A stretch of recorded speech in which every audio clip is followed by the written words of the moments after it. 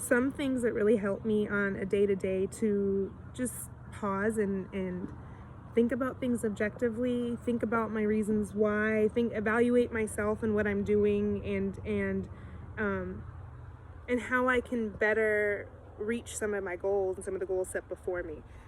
Some things that have really helped me achieve those goals is to just pause, to take a deep breath, to stand up tall, put my shoulders back, hold my core a little bit tighter, look people in the eyes. Um, Sometimes it's like remembering to hug my husband, like just to squeeze somebody and pause for a second and just show kind of to snuggle my kids. Even if I'm in a hurry and I'm busy, to stop what you're doing and your kid needs some snuggling, you snuggle them.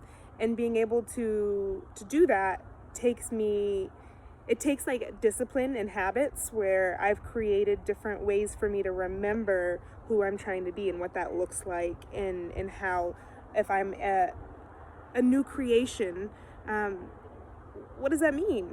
Like, how does that play out? How am I a new creation? And as I believe God, I have started to think about things that I'm doing with my actions, with my lives, and found that creating healthier habits, not just physically, but even mentally, really helped me in understanding who I was in Christ.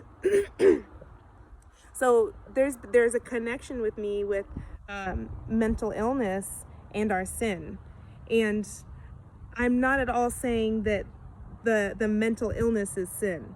I'm saying there's a connection to me when we start to look at how do we help mental illness. What are some healthy things? If we go to a therapist or a psychologist, what kind of things are they going to tell us to get us to a healthier place besides medication? What are the ways that they're going to walk us through that? And they're going to walk us through some healthier habits. They're going to walk us through looking back into our childhood and looking through a situation objectively.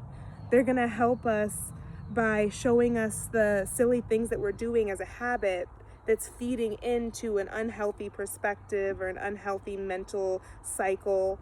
They're going to help us through not seeing something so close, but just being able to kind of rise above ourselves and hear ourselves. And the way that we do that, sometimes there's a physical and emotional and spiritual way that we do that, through like self-help. And so I one of the things recently I've been hearing more and more is like, there's this self-help that's like not Christian, because we're relying on ourselves, and we should just be relying on God, because we can't actually help ourselves because we're sinners. And while on one hand I do agree with that, but I don't think that we're as helpless as we think. And I do see that God gives us tangible ways to help us. He gives us tangible habits that we can do that cause us to pause and really think and meditate on Him. And what meditating on Him looks like, not just like sitting here thinking about Him with my eyes closed, but it's like how I meditate on Him throughout the day.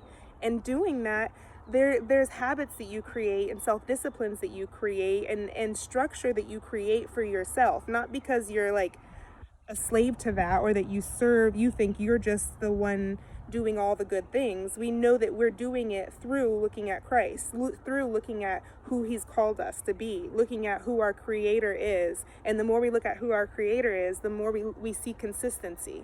And the more we see consistency, the more we know what that looks like. And the more we know what that looks like, the more we know what we're trying to walk towards, who we're trying to be. If we're a part of the sanctification process or being made better process, then what's the result look like? And as we keep our eyes on Him, He brings us life, because all of a sudden we're not just looking at this through Ashley's perspective, which is crazy. Ashley's perspective constantly thinks about herself. Ashley's perspective can hurt other people because I'm being in the moment, or I'm just using my own judgment on something and I'm not practicing stopping. Breathe deep. Stand up tall for a minute. Don't be so self-focused. Don't hear what you're about to hear through your own ears. but remember that you serve a God and you lay down your life for him. And what that looks like is tangible sometimes. You can learn as you go through this self-evaluation or examination, you can learn how to understand him better by becoming more self-controlled, more self-disciplined, more being able to sacrifice for another person, getting your eyes out of yourself and serving other people. By doing these things, the more we do them, the more they help us to pause and remember, okay, who are we? What are we doing? Why are we doing it? And that's the kind of help that we want in the world. We want to go to a counselor or a therapist because we want somebody to be able to like think through this with us. Explain this to me. What is this? Like, why am I so angry? Can you help walk me through where my anger came from? And we wouldn't think that that was bad help. We would think that that was good help. We need somebody to help us do that. And I think we can do that. I think God himself is a wonderful counselor. And the way that we can do that is by going to him to counsel us. And the way that we can actually tangibly go to him is, one, we can read his word. We can read each story and hear his voice in each story. You can read his word and say, okay, who's the characters in this story? What's being represented in this story? And the more we practice seeing objectively other stories and seeing God's hand in it, good and bad, and seeing what that looks like, the more we practice putting on his perspective. We practice seeing things through his eyes and not our own eyes. And the more we practice seeing things from our own eye, or from his eyes and not our own eyes, the less self-centered we become. It doesn't mean we're perfect. It just means that we're practicing dying to being selfish people. And the more we practice dying to selfish people, the more we pull people all around us out of the pit, because we remind each other what that looks like. Not that we are Christ, but we have Christ in us, and we recognize it with one another because we're reading about it in his word. God reveals us through his word, so we see what that looks like. It's not so unknown to us. And as we learn what that looks like, we practice it. And sometimes that does take a little bit of self-help, self-look at self, examine self, not because you think that you can achieve greatness apart from God, but that God has empowered you by calling you children of him to accomplish greatness. And so that we don't put ourselves lower or more helpless or more victim than we need to be, because he's given us Christ. And that is salvation, not just to us, but to anyone around us, anyone who we love. So remembering the fact that who you are, I guess, remembering who you are is vital to our mental health. And remembering whose you are.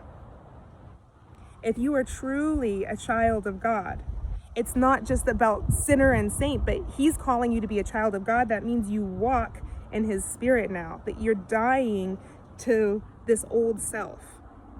Not that you're perfect, but you're dying to it each day. You're dying, you're practicing dying to yourself. You're practicing not caring what people think about you the same way. You're practicing not elevating anything over what God is calling us to do. Not like practicing being selfish with our time, or being selfish with our energy or our money or our family, or jealous over the people in our lives, and just practicing not being selfish. We see that, like, how else can we make a better impact on our society and what's going on? How else can we give a more tangible, or how else is there a more tangible way to walk that out today in life today? So I guess I just want to encourage you to stop, pause, breathe deeply, stand up straight, take a minute to think about, okay, who am I right now? What does that mean in this situation? What does that mean with this conversation I'm going to have with this person, or my conversation with my child, or who I am when crisis comes or something happens, or panic or frustration? Who am I? Who am I representing? And looking forward, seeing, like, we're not going to be result based. We're not going to be obsessive over the results, but we enjoy the process to the results. Like, hey, that's where I'm going. It's going to look messy, but here I go. And that we know that we're capable of getting to the end. So stand up tall, my friend. You are much stronger than you think. And remembering that, because you are a child of God. So next time you hear someone who's struggling with mental illness, or you yourself struggle with mental illness, pause, stop, remember who you are right now, what you were created for, what your purpose was, what you're trying to get to. Not to beat yourself up over how far you are away from it, but to encourage yourself and say, okay, I know through him I can do all things. And that means even in this moment, I'm stronger than I think. And sometimes it just takes practicing that perspective to really be able to make a difference in your own life.